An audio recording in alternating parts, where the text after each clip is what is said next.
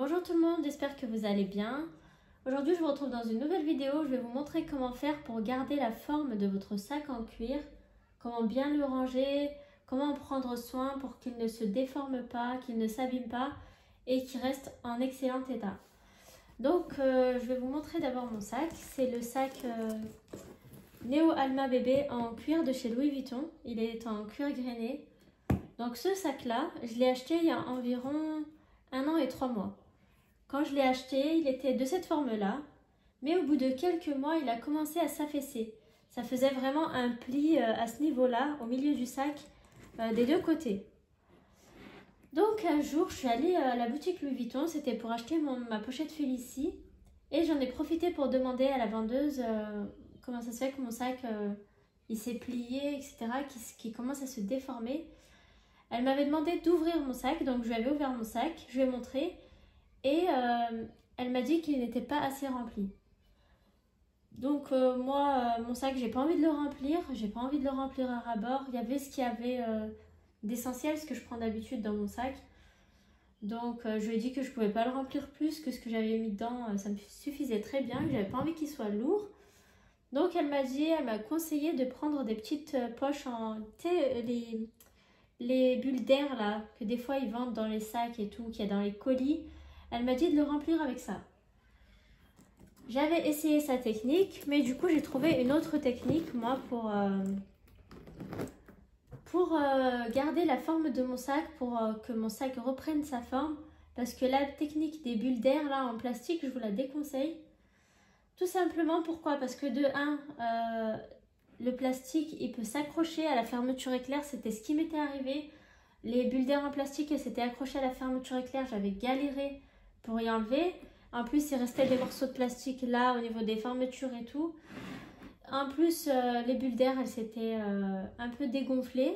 Elles n'avaient pas gardé la forme du tout. Ça avait servi à rien. Et j'arrivais pas très bien à les caler pour que ce soit exactement la forme de mon sac. Donc, moi, ma technique, c'est de prendre une petite couverture. Vous pouvez prendre autre chose, hein, un drap ou quelque chose. Ne prenez pas des journaux, parce que je vois sur internet remplir son sac de papier journal, etc. Je trouve que c'est une très mauvaise idée, surtout si c'est un joli sac avec un intérieur en cuir, parce que là le mien il est en cuir, c'est du daim en fait, qui est orangé. Et le papier journal, j'ai trop peur qu'il y ait des transferts de couleurs, ou que ça abîme le sac tout simplement à l'intérieur. Donc j'ai acheté cette petite couverture, enfin je ne l'ai pas achetée, elle traînait dans le placard parce que je l'ai depuis, ça fait genre 5 ans que je l'ai depuis la naissance de ma fille, je l'avais achetée. Oui, elle est bleue et alors? Donc j'ai trouvé cette petite couverture dans mes placards. Voilà. Et du coup je la plie de la forme de mon sac. Tout simplement comme ça. J'essaye de faire la forme du Alma. Vous faites la forme de votre sac à peu près. Pourquoi je prends cette couverture? Parce qu'elle est en microfibre et qu'elle est toute douce. C'est les couvertures de bébé que vous trouvez comme ça. Vous pouvez aussi trouver des plaids. Il faut que ce soit assez petit en fait pour que ça tienne dans le sac. Et que ce soit un peu volumineux quand même pour que le sac soit bien bombé et que le cuir prenne bien sa forme. Donc vous les trouvez à Kiabi, la Halle, au Kaiji, quelque chose comme ça. En plus c'est les soldes, vous l'aurez pour entre 5 et 10 € la couverture, hein, pas plus. Donc j'essaye de faire la forme de mon sac. Là c'est à peu près la même forme. Ce que je vais faire, c'est que je vais tout simplement rentrer la couverture à l'intérieur de mon sac. Comme je vous ai dit, vous pouvez prendre autre chose, des draps, etc.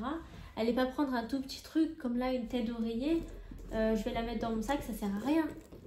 Vous voyez, il faut vraiment qu'il y ait quelque chose qui prenne bien, qui épouse bien la forme du sac. Donc ça, par exemple, ça ne sert à rien.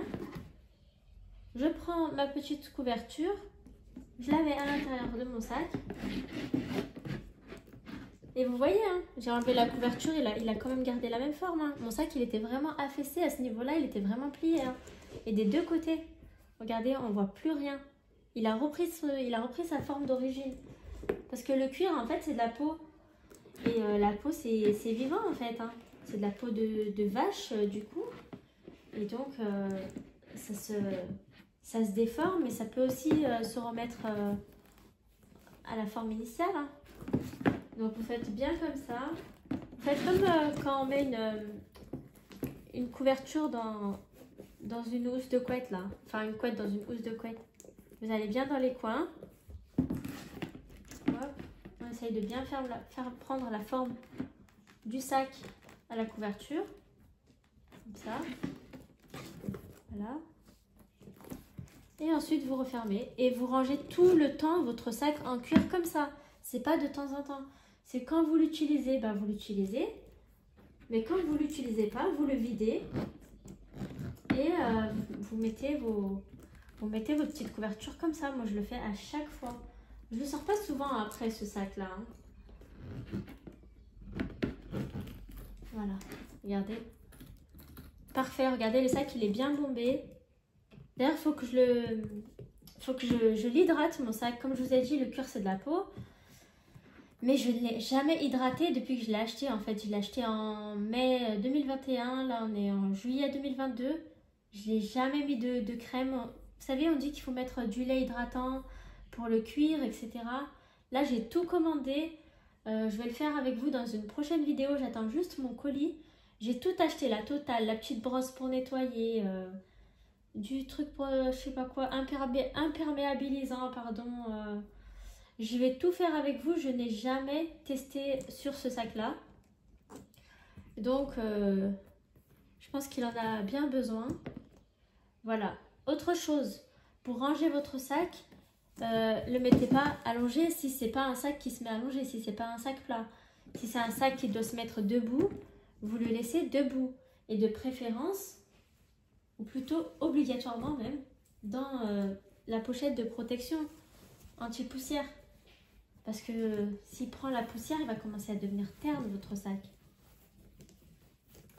Là, malgré que je ne l'ai pas hydraté, comme je vous ai dit, il garde quand même sa couleur.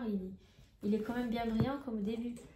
Donc je fais comme ça pour le ranger et je le laisse debout. Je ne le mets pas dans sa boîte celui-là. Pourquoi? Parce que ça voudrait dire qu'il devrait être allongé dans la boîte et comme je vous ai dit, c'est un sac qui doit se tenir debout, donc je le laisse comme ça. De temps en temps, j'ouvre pour qu'il prenne l'air, parce que quand même il faut qu'il prenne l'air. Quand j'aère la chambre, ben, j'ouvre un petit peu comme ça aussi. Pas forcément tous les jours, mais il faut quand même qu'il prenne l'air. Il ne faut pas trop laisser le cuir enfermé dans sa boîte, enfermé dans un placard, parce qu'il va vieillir en fait. Il va vieillir. Il a quand même besoin de respirer. Ne pas le mettre au soleil parce que le cuir et le soleil, c'est vraiment incompatible en fait. Là, dehors, je ne sors pas mon sac en cuir. Là, avec la chaleur, l'été et tout, je ne sors pas mon sac en cuir parce qu'en fait, le soleil, il fait craqueler le cuir. C'est pas une bonne idée de sortir votre sac en cuir. Moi, je prends ça en ce moment pour sortir un vieux sac pourri que j'avais acheté 4,50 € à Monoprix. Ça, c'est très bien. C'est-à-dire que s'il prend le soleil, il se craquelle ou qu'il se décolore, ou j'en sais rien, je m'en fous en fait. Je vais pas sortir un sac à 1000 et quelques euros pour aller le faire abîmer au soleil. Franchement, c'est trop bête. Sinon, soit je prends ça, soit je prends mon sac à dos, celui-là.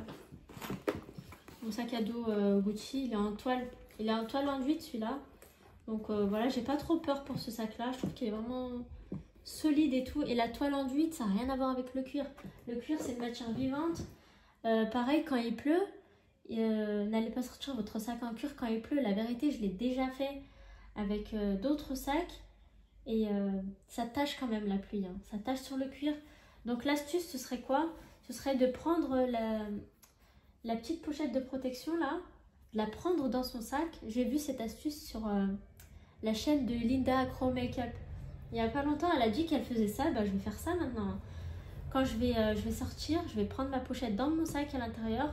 Si je vois qu'il pleut, je mets le petit pochon, je m'en fous. Attends. Je prendrai mon sac comme ça, sans pitié. Je me balade comme ça, je préfère ça plutôt que d'abîmer mon sac à 4 chiffres. Donc voilà. Pour cette petite vidéo, j'ai essayé de faire rapide. N'hésitez pas à me poser vos questions en commentaire. N'hésitez pas à me dire ce que vous en pensez de cette technique. Est-ce que vous aussi, vous rangez vos sacs comme ça? Est-ce que vous allez tester? Et puis, n'hésitez pas à vous abonner aussi, comme je vous ai dit, pour la prochaine vidéo qui va arriver pour l'entretien du cuir. Ça, c'est très important. Je ne l'ai pas fait avant, mais il faut vraiment que je le fasse. J'ai acheté de très bons produits et je les attends impatiemment. Donc voilà, est-ce que vous pourriez mettre un petit like au passage, ce serait sympatoche. Parce que je vais vous dire, cette vidéo, je l'ai recommencé 2 fois. Parce qu'en fait, je vous dis la vérité, je l'avais filmé dans l'autre sens, en debout comme ça. Et c'est horrible les vidéos debout. Et du coup là, j'ai retourné mon téléphone et je l'ai mis allongé en 16/9 et j'ai recommencé la vidéo. Oui, ça c'est mon t-shirt Mohamed. Voilà, ça va, il est venu nous déranger qu'à la fin de la vidéo, c'est très bien. Donc je vous laisse, comme je vous ai dit, moi mon sac, je le pose comme ça. Comme dans un musée. C'est pas grave, c'est très bien. Au moins, il respire un peu. Il n'est pas enfermé dans sa boîte. Il prend pas le soleil. Voilà, mettez-le pas en face d'une fenêtre ou quoi que ce soit. Et puis voilà, c'est très bien comme ça. Je suis super contente que mon sac ait repris sa forme du coup. Et j'espère que ça va vous servir et que vous allez essayer cette technique. Je vous dis à très bientôt pour une prochaine vidéo. Salut!